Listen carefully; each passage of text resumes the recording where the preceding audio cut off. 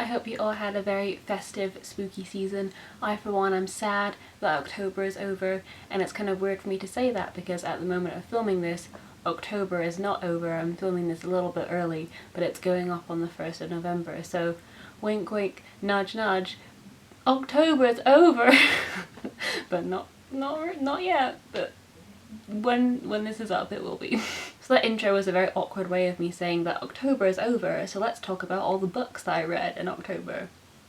That's all I have to say, really. So the first book that I read in October was 8 Detectives by Alex Pavesi, and I had so much fun with this book. This book is advertised as a very Agatha Christie-esque murder mystery, and that is exactly my aesthetic.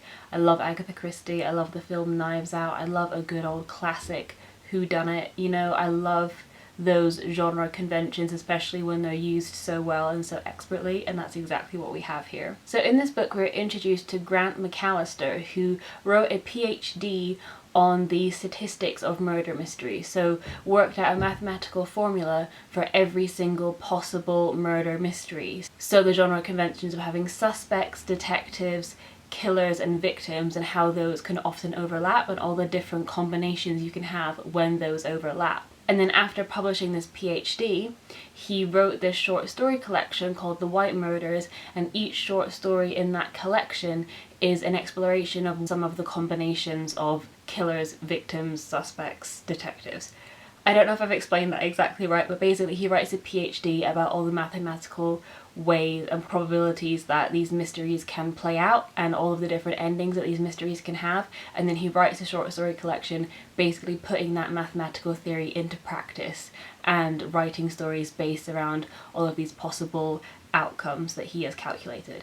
If that makes sense. I'm really bad at explaining it. I promise you it's a lot clearer in the book itself. So the book begins many years later, so Grant McAllister, after writing this PhD and writing this book of short stories, just disappeared into oblivion. And we follow Julia Hart, who works at a publishing company, and she wants to reissue the stories with a new introduction. So she tracks him down on a secluded island, and then she begins going over the stories with him and finding out what drove him to write them, and throughout that process she finds out that not all is what it seems, and that Grant is hiding a few secrets of his own. So within this book, not only do we have Grant's backstory and Julia's backstory and their interactions, we also get to read all of the short stories in Grant's collection, and then have them comment on them afterwards because she's helping him edit them for like the reissued version, and it was just so much fun. It's almost like an anthology of lots of little detective stories, and then there's this overarching detective story between Julia and Grant, and it is just so satisfying to see all the genre conventions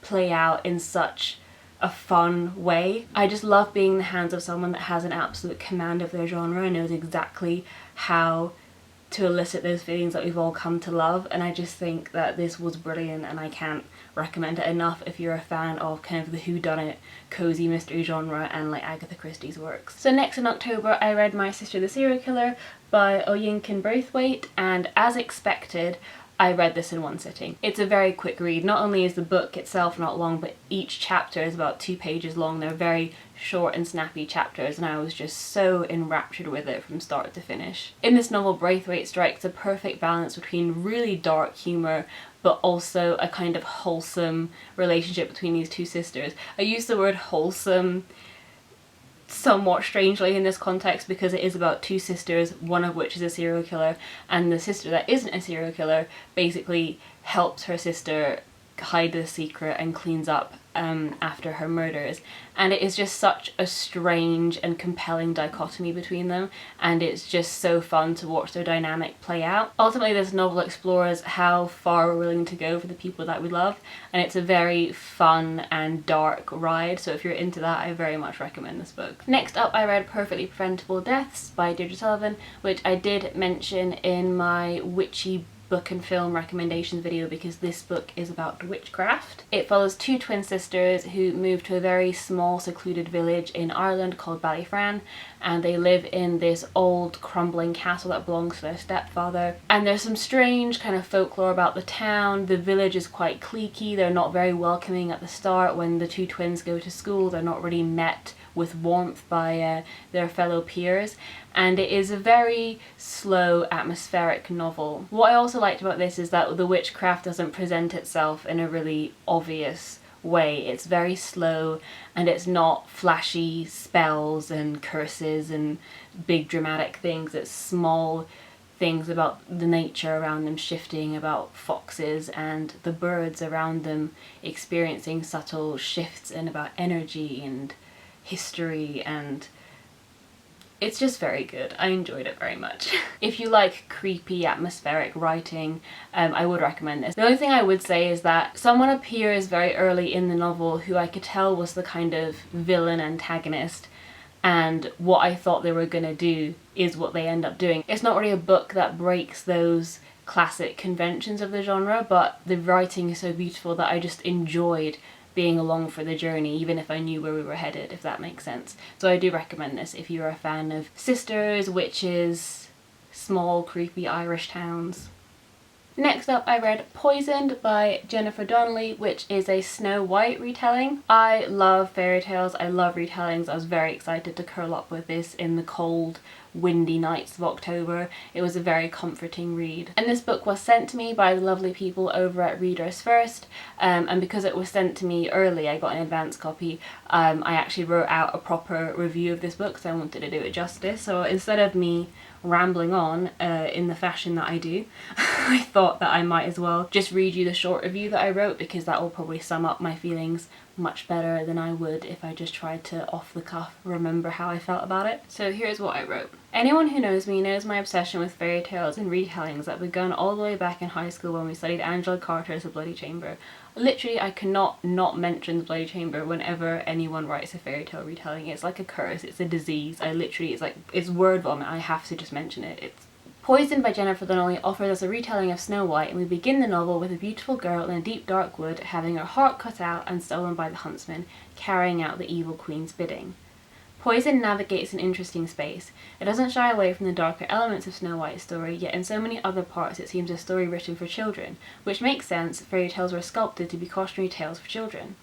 The core message of the novel is not to let fear, who is personified in this novel, take your heart, and that kindness is the ultimate form of strength.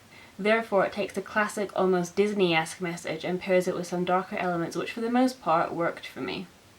I liked the atmosphere, the compelling writing. I liked the addition of backstories for the 7 strangers dwelling in a cozy cottage in the woods, and despite my arachnophobia, I appreciated the imaginative addition of Weber, a skilled spider chef, for our crew of heroes. I simultaneously loved and was disappointed by how familiar the story felt. In fairy tale retellings, of course we love to curl up with characters and worlds that are familiar, but perhaps I expected a little more deviation from the original meaning of the core text. I think maybe I was spoiled early on with Angela Carter's strange and shocking iterations, and everything I read after that doesn't seem to change the story far enough or twist the original meanings. However, I must acknowledge that Donnelly and Carter are writing for very different audiences, and I didn't go into this book expecting Carter's subversion and savagery. Ultimately, this was a familiar and compelling read that definitely kept me cozy during the last few cold and windy nights, but if you're looking for a book that reinvents the fairy tale wheel, this one might not be for you. Next up, I read The Secret History by Donna Tartt, which is so weird because isn't it, like, it looks like it's the same length, what am I doing? It looks like it's the same length as Poisoned, right? They look like they're the same thickness. Poisoned is 410 pages, and The Secret History is like 620.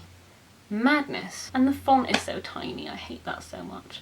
I know that like books for adults have smaller font and it irritates me. Like why put me through that for no reason? Like why? So years ago on Tumblr and Pinterest, I remember seeing so many aesthetic boards, castings, fan castings, aesthetics, whatever, for The Secret History. This inspires a lot of people to go out and, you know, make edits and make aesthetics and make mood boards, and I love them. Like, the aesthetic is gorgeous. It very much feels like the godmother of the dark academia genre. I think when people talk about dark academia, this is one of the first books that people either discover it through or is one of the best examples of it. I have read The Goldfinch and that compelled me for the most part, so I was somewhat prepared for Donna Tartt's writing style in The Secret History. I watched an interview with Donna Tartt and she talked about how with this novel she was exploring suspense and how to create suspense when the reader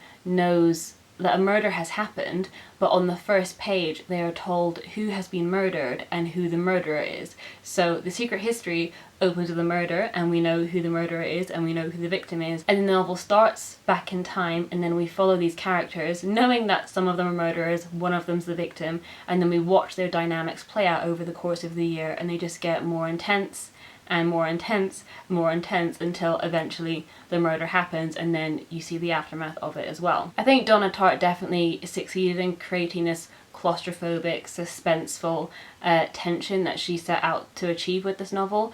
I very much felt that because her writing is so good. She can definitely create a mood and create a feeling and create a livable world for sure, and I would recommend it simply for that aspect alone. She perfectly captures what it feels like to be in a room at a party with people that think they're much cleverer than they are and they want to prove how clever they are to you and how irritating that is.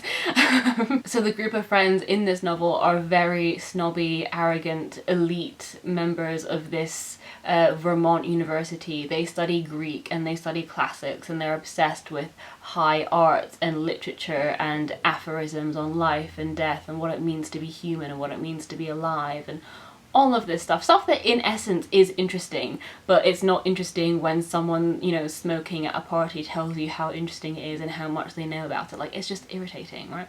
But that's what Donna Tartt is trying to create. These characters are not likable at all. All of them are so flawed, and it's those flaws that create this tension, this strange dynamic between them that eventually leads to murder. Similar to The Goldfinch, I ended up not having much of an emotional connection to Secret History, which is really sad because I love the concept. It was dark, it was autumnal, it was everything that on paper I want, but I just didn't feel that emotional connection. I still give it 4 stars, which is the same rating I gave The Goldfinch, but again with The Goldfinch, I enjoyed the story, I loved the way it was written, but I just didn't feel an emotional connection to Theo or any of the characters in this book. I may be speculating here, but Donna Tartt is a famously private author. She doesn't really share much of her personal life at all, and the only time she really does interviews is when she's promoting a book or she's on a book tour. She is notoriously private, and she's laughed about the fact that she's been labelled as reclusive, and that's kind of part of her brand. She has this kind of intelligent, mysterious aura, and as soon as I watched an interview with her I was like, right,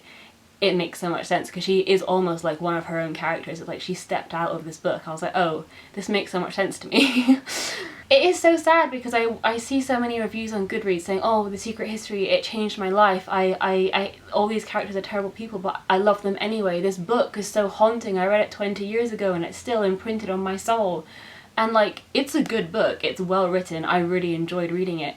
But I didn't find it life-changing the way other people have. And that frustrates me because I'm like, what am I not seeing? Am I broken? Is my brain not functioning correctly? Why am I not getting that emotional response that other people seem to be getting?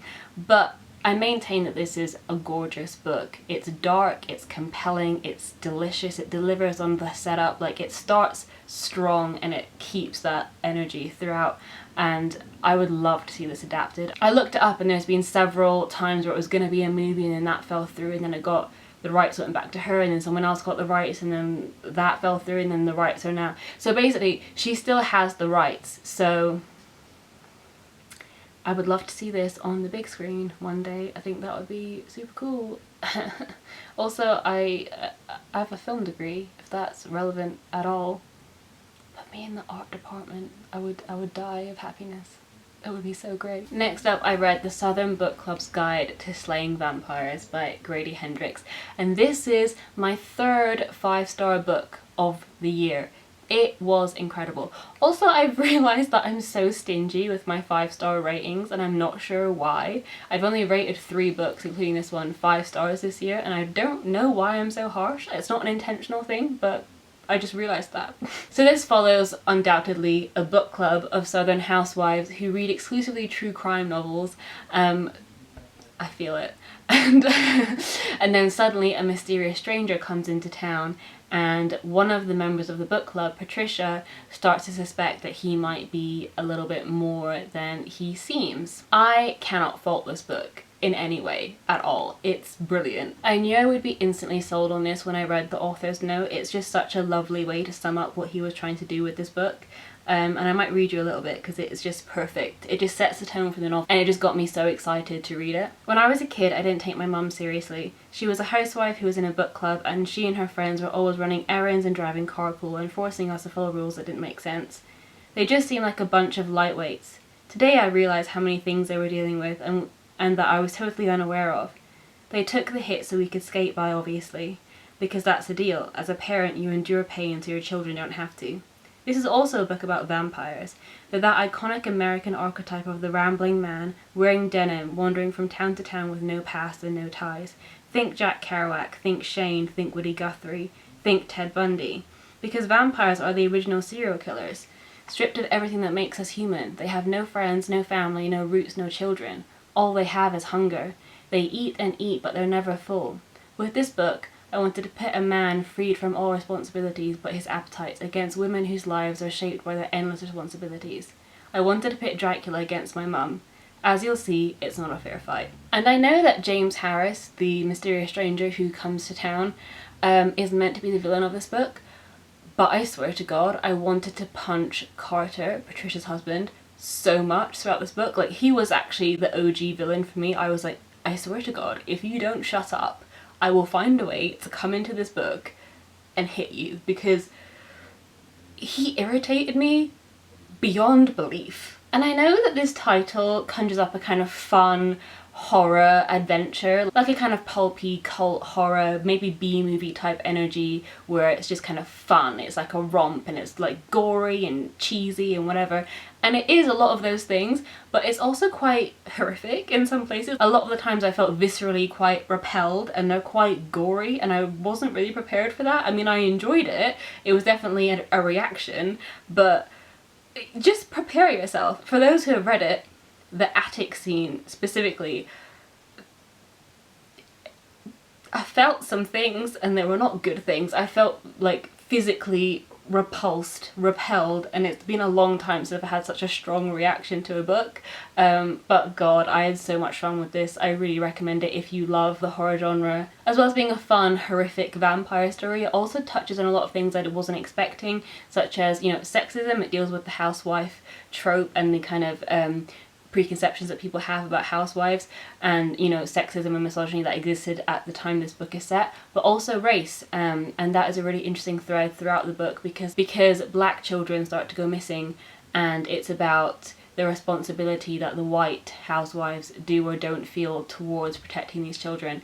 And it's very interesting, and it's very well done. It's very respectful, but it's also quite powerful, and I really wasn't expecting that emotional element to this book as well. It has everything. It's fun, it's gory, it's horror in the best form. I think the best horror always has something to say about the horrific society that we live in, about the kind of blood-curdling beliefs that we have and things that we think and that lie under the skin.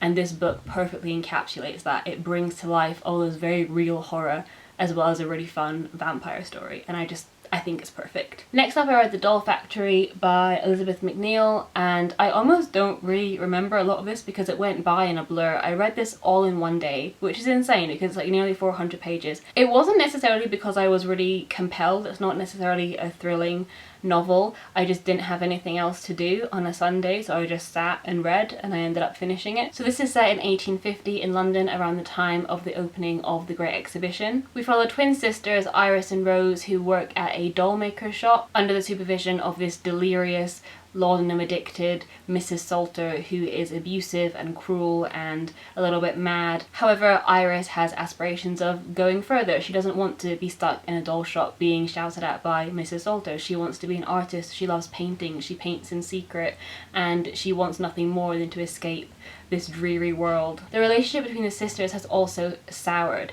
They were very close when they were younger, but Rose got smallpox and her whole face is now scarred, and it has ruined her prospects for a good marriage. So she is very upset and depressed, and every time she looks at Iris, her twin sister, who has the face that Rose used to have, it causes this immense sadness in her, and there's this now bitterness and tension that lies unspoken between them. And I thought that was a really interesting concept. Unbeknownst to Iris, she has caught the attention of Silas, who runs a taxidermy shop a couple of streets down, and the novel follows his growing obsession with her, and then that obviously builds to the climax of the novel. So I did enjoy reading this. The setting was incredibly well realised and very well researched, you could tell.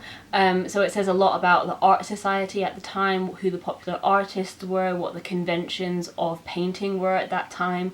It talks a lot about the Royal Academy and about the preparations being made for the Great Exhibition, and I thought the setting felt very real. You know, I felt like this was Victorian.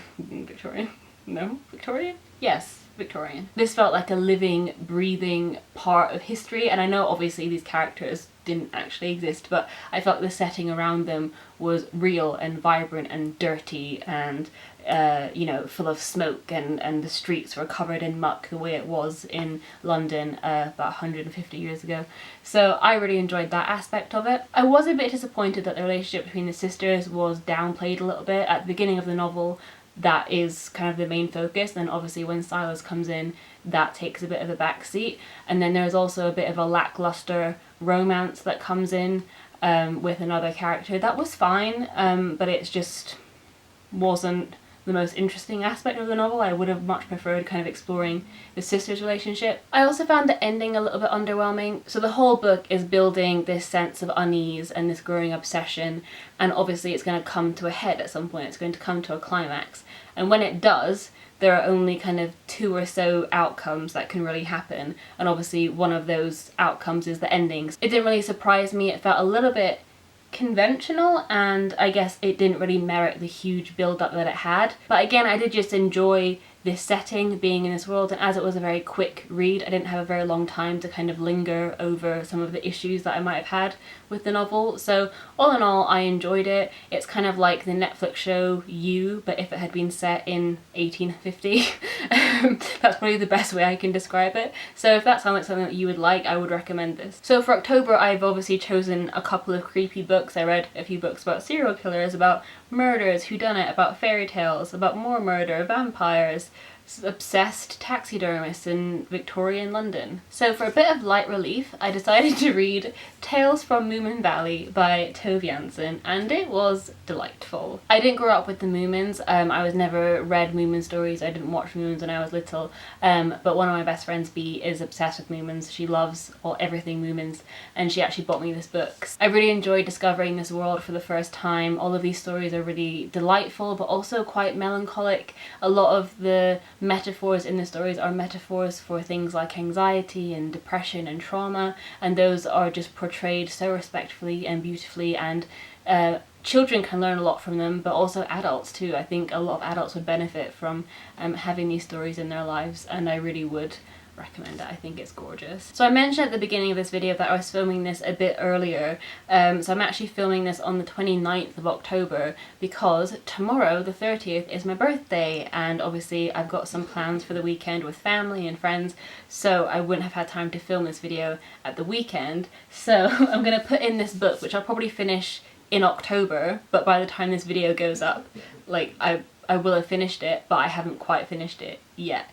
I don't know if this makes sense. Basically, by the time you're watching this on November 1st, I will have finished this book, but because I had to film this video early, I haven't finished it yet.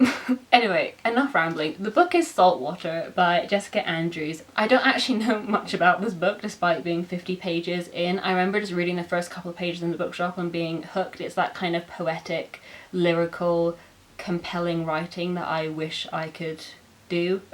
Like, this atmosphere is very much the type of book that I would like to write. It's a contemporary setting. It follows Lucy, who I believe lives in London but then goes back to Ireland to kind of find her roots again, and she feels lost and eaten up by the big city, and so far where I'm at in 50 pages in, she's talked about, you know, her family and her roots and the kind of person her mother is, her grandmother, her grandfather, and about what being back in Ireland is like and rediscovering parts of herself that she had forgotten.